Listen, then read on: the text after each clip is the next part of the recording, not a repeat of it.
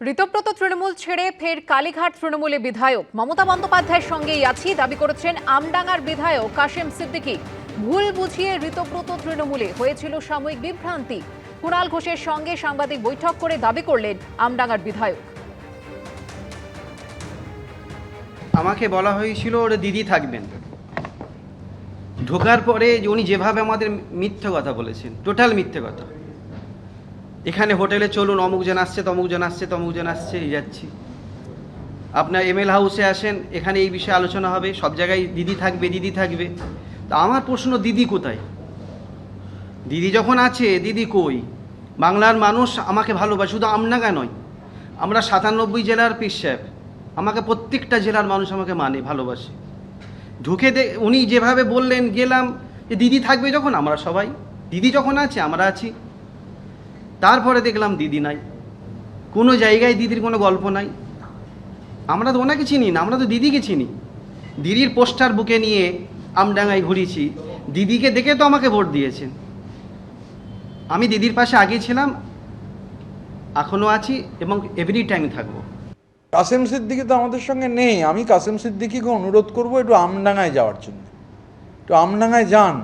এই যে ধরুন, আমরা গতকালও সারাদিন উলুবেরিয়ায় ছিলাম, তো কাশেম সিদ্দিকীকে আমি অনুরোধ করবো, আর মিথ্যে কথা বলবেন না। আগের দিন বোধহয় কিছু দূর ঢোকার চেষ্টা করেছিলেন, ঢোকার চেষ্টা করে তারপর নাকি অসম্ভব জরুরি কাজ বিধানসভায় আছে বলে পালিয়ে এসেছেন। আমি ওনাকে চ্যালেঞ্জ জানাচ্ছি, আমডাঙ্গায় যান আগে। আমডাঙ্গার জনগণ খুঁজছে কাশেম সিদ্দিকীকে। আমডাঙ্গার জনগণ কাশেম সিদ্দিকীকে ভালোবাসার জন্য খুঁজছে, ফুল দেবে বলে খুঁজছে। তো কাশেম সিদ্দিকী আগে আমডাঙ্গা যান, তারপর। এখন এরম না হয় আমডাঙ্গার মানুষ ফুরফুরায় চলে গেলেন মানে কাশেম সিদ্দিকীর বাড়িতে, কারণ কাশেম সিদ্দিকীকে তো পাওয়া যাচ্ছে না।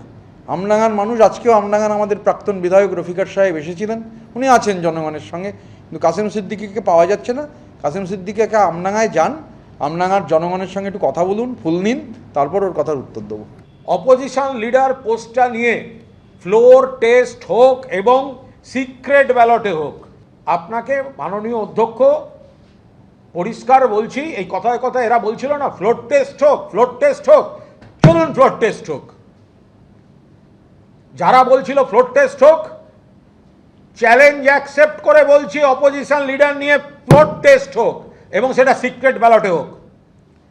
ওই শুভেন্দুবাবু পুলিশ দিয়ে, বাড়িতে পুলিশ পাঠিয়ে একে ডেকে এনে ওর সঙ্গে যাবে না, সিক্রেট ব্যালট হোক, ফ্লোর টেস্ট হোক, চলুন দেখা যাক।